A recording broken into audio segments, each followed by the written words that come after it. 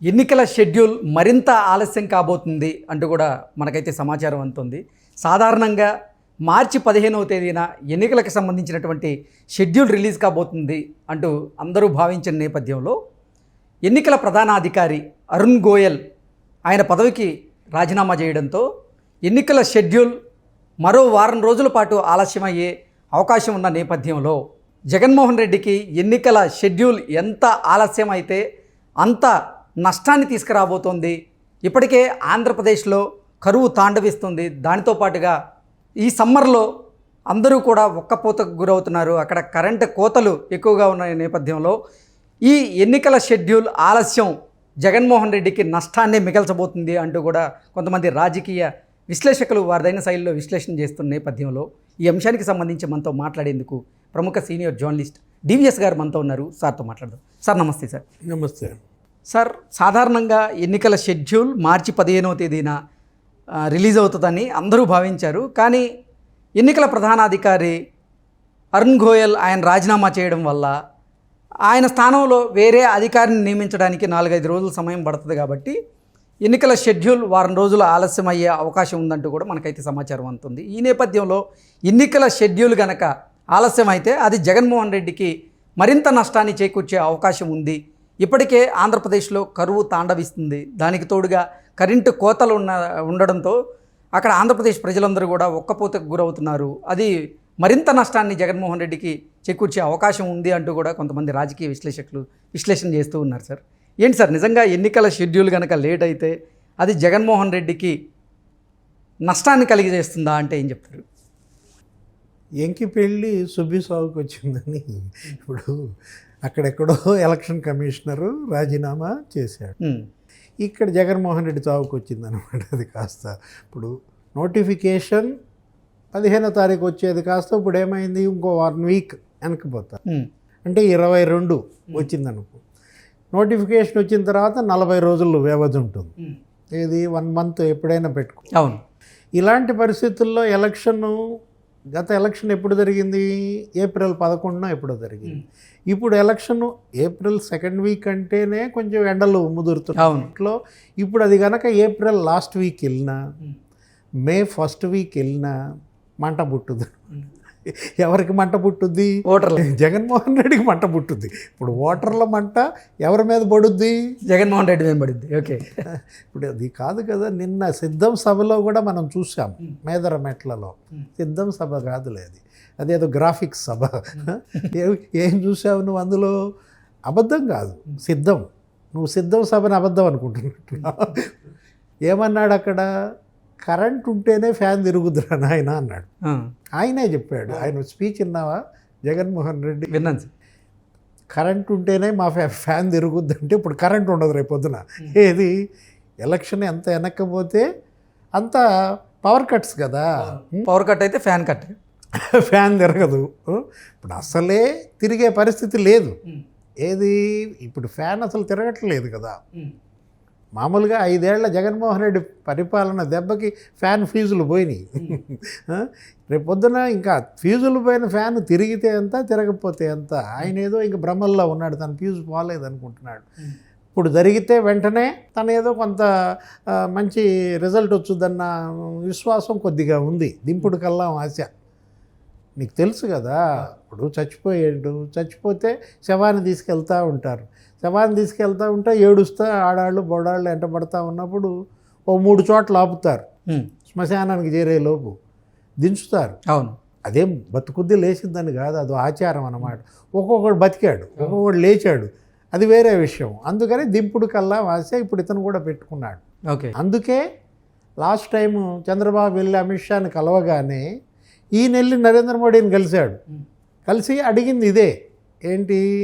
అతనితో పొత్తు పెట్టుకోవద్దు, నేనే గెలుస్తున్నా, టైమ్స్ నౌ సర్వే, టైమ్స్ బౌ కాదు, టైమ్స్ నౌ సర్వే నాకు 25కి 25 వస్తాయని చెప్పింది అని చూపిస్తూ ఎలక్షన్ సింగిల్ డే, అది కూడా ఫస్ట్ రౌండ్లోనే మాకు ఇవ్వండి, నేను దుమ్ము దులిపేసుకుంటా, మా వాళ్ళంతా రెడీ ఉన్నారు, బ్యాచ్ అంతా సిద్ధంగా పెట్టాను, అటు దొంగోట్లు, ఇటు వాలంటీర్లు, డబ్బు, ఇక కుల చిచ్చు మొత్తం అంతా షణ్ముఖ వ్యూహం కాదు, ఇది ఏంటి 4 పేటలు అన్నమాట. 4 వైపులా మోహరించాను. ఇట్లా అతను రిపోర్ట్ ఇచ్చుకున్న దీంట్లో ఇప్పుడు కాస్త ఏమైంది, ఉరుమి మంగళం మీద పడింది అన్నమాట. ఏది ఆ అరుణ్ గోయల్ రాజీనామా ఆయన తిప్పలేదు, ఆయన పడక వాళ్ళిద్దరి మధ్య మరి ఏం గొడవలు ఉన్నాయో ఏంటో. సిఈసికి ఆయనకి మధ్య విభేదాలతో రిజైన్ చేశాడా, లేదు మామూలుగా రిజైన్ చేశాడా, ఇంకా బయటికి రాలా. ఇప్పుడు రిజైన్ చేయటం వల్ల ఏమైంది, ఎలక్షన్ కమిషనర్ ఒక్కడే ఉన్నాడు, చీఫ్ ఎలక్షన్ కమిషనర్. 2 పోస్టులు ఖాళీ అయిపోయాయి. అవును, ఆల్రెడీ ఒక కమిషనరు ఉద్యోగ విరమణ చేశాడు, ఆ పోస్ట్ వేకెంట్ ఉంది. అది వేకెంట్గా ఉంచి వీళ్ళిద్దరితో ఎలక్షన్ చేద్దాం అనుకున్నారు మోడీ గారు. ఇప్పుడు ఏమైంది, ఇతను కాడి కింద పడేశాడు అరుణ్ గోయల్. ఇప్పుడు ఒక్కడే ఉంది లింగులు ఇట్టుకోమంట. ఈ ఒక్కడితో జరిపితే బాగోదు. దీనికోసం మళ్ళా మీటింగ్, ఏది ఎలక్షన్ కమిషనర్ల నియామకం. రేపొద్దున మీటింగ్ అంట 15వ తారీఖు. మోడీ ప్రధానిగా, మరి ఒక కేంద్ర మంత్రి, అపోజిషన్ లీడర్ ఎవరు మన రాజ్యసభలో కాంగ్రెస్ ఆయన అధీర్ రంజన్ రాయ్ ఎవరినో పెట్టేసి ఆ ముగ్గురులో మరి ఇస్తారు. ఓకే, ఒక్కొక్క పోస్టుకి 5గురిని తీసుకుంటారు. 2 కమిషనర్లు కదా, ఇద్దరు కదా, 2 5లు 10 మంది పేర్లు ఫిల్టరేషన్ చేసి మరి ఇద్దరిని పెట్టేసి వాళ్ళిద్దరిని నియమించాలి. వాళ్ళు బాధ్యతలు చేపట్టాలి. వాళ్ళు కొత్తగా బాధ్యతలు చేపట్టిన తర్వాత కొంత రివ్యూ చేయాలి కదా మళ్ళా. ఇప్పుడేంటి, దేశం మొత్తం తిరిగారు 3 కమిషనర్లు, అవును, తర్వాత 2 కమిషనర్లు, 30 రాష్ట్రాలు పర్యటించి ఒక కొలిక్కి వచ్చి రివ్యూ అంతా చేసుకుని ఒక రిపోర్ట్ తయారు చేసుకునే టైంలో ఈ అరుణ్ గోయల్ కాడి కింద పడేశాడు. మళ్ళా రెడ్డొచ్చే మొదలెట్టు. ఏంటి, కొత్త కమిషనర్లు రావాలి, మళ్ళా మొదలు పెట్టాలి. ఇది మరి ఎంత పట్టుద్దో చెప్పలేము. ఏది 1 వీక్ అంటున్నావు నువ్వు, 1 వీక్లో అయ్యేటట్టుగా నాకేం కనపడతలేదు. ఓకే, 2 వారాలు పట్టచ్చు నోటిఫికేషన్ రావడానికి. 2 వారాలంటే ఆ తర్వాత 4 రోజులు 40 రోజులు వేసుకుంటే ఇక మే రోహిణి కార్తె నీకు ఎన్నిక జరిగితే ఇంక అసలు ఎంత మంట పుట్టుద్దో ఇక అర్థం చేసుకో. ఈ మంట కాస్త తాడేపల్లి ప్యాలెస్లో మంట పుట్టుద్ది, జగన్మోహన్ రెడ్డికి మంట పుట్టుద్ది అన్నమాట. ఓకే, ఏంటి సార్ నిజంగా అంటే ఇప్పుడు కరెంటు కోతలు ఒక పక్క కరువు తాండవిస్తుంది అంటున్నారు, మరొక పక్క అసలు బటన్ నొక్కడానికి నిధులు లేవంటున్నారు. ఇవన్నీ వెరసి జగన్మోహన్ రెడ్డి పరిస్థితి ఏంటి రానున్న రోజుల్లో అంటే ఏం చెప్తారు? వ్యతిరేకత తీవ్రంగా ఉంది. ఇప్పుడు 5 ఏళ్ల పరిపాలనలో అన్ని వర్గాల్లో తీవ్ర వ్యతిరేకత. బీసీ, ఎస్సీ, ఎస్టీ, ముస్లిం, మైనారిటీ అందరిలో తీవ్ర వ్యతిరేకత. రైతుల్లో వ్యతిరేకత, విద్యార్థుల్లో వ్యతిరేకత, యువత అశాంతి, నీకు మహిళల్లో వ్యతిరేకత. నీకు తెలుసు ఏ విధంగా జగన్మోహన్ రెడ్డి విఫలమయ్యాడో 5 ఏళ్ల పరిపాలనలో. మద్య నిషేధం చేస్తానన్నాడు, మద్యం ఏరులై పారించాడు, పిచ్చి పిచ్చి మద్యం అంతా దించాడు, బూమ్ బూమ్ అంటాడు. తను ఏది సాధిస్తానని హామీ ఇచ్చాడో ఆ హామీలు నెరవేర్చకపోగా మద్యానికి ఆ పేర్లు పెట్టేశాడు. 3 క్యాపిటల్స్ అని ఒక పేరు, స్పెషల్ స్టేటస్ అని ఒక పేరు. ఇవాళ మహిళలు మంట బుట్టిస్తున్నారు. తీవ్రమైన వ్యతిరేకత ఉంది. ఎప్పుడు ఇతను దించుదామా అనుకుంటున్నారు. పోనీ ఉద్యోగాలు ఇచ్చాడా, వాళ్ళ చెల్లె అంటోంది షర్మిల 2,30,000 ఉద్యోగాలు ఇస్తానన్నాడు, ఒక ఉద్యోగం ఇవ్వలేదు. నియామకాలు లేవు అసలు. వాలంటీర్ల పోస్టులు ఇచ్చి అయ్యే ఉద్యోగాలంటే ఎలా అన్నాయి అని ఆమె నిలదీస్తున్న. దీంట్లో యువతలో తీవ్ర అశాంతి, నిరుద్యోగం జాతీయ సగటు 14% ఉంటే ఆంధ్రప్రదేశ్లో 24%. వేల మంది నీకు ఆత్మహత్యలు చేసుకున్న వాళ్ళలో బిట్వీన్ 18 to 35 ఎక్కువ. ఎక్కడ, ఆంధ్రప్రదేశ్లో. ఎన్సీఆర్బి నివేదిక చెప్తోంది వేలాది మంది యువత ఆత్మహత్యలు ఆంధ్రప్రదేశ్లో చేసుకున్నారని.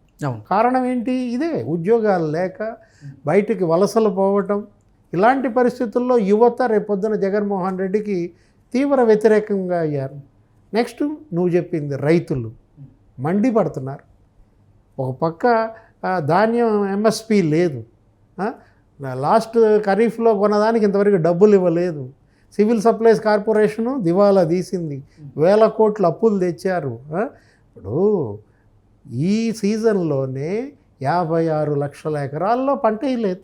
ఏది, ఖరీఫ్ రబీలో నీకు 56 లక్షల ఎకరాల్లో పంట పడలేదంటే కరువు ఎంత తీవ్రంగా ఉంది. వరదల్లో 26 లక్షల ఎకరాల్లో పంట దెబ్బతింది. కరువులో 30 లక్షల ఎకరాలు ఎండిపోయాయి. 56 లక్షల ఎకరాల్లో దిగుబడి లేదంటే రైతు పరిస్థితి ఏంటి? రేపొద్దున ఇంకా పవర్ కట్స్ వస్తాయి.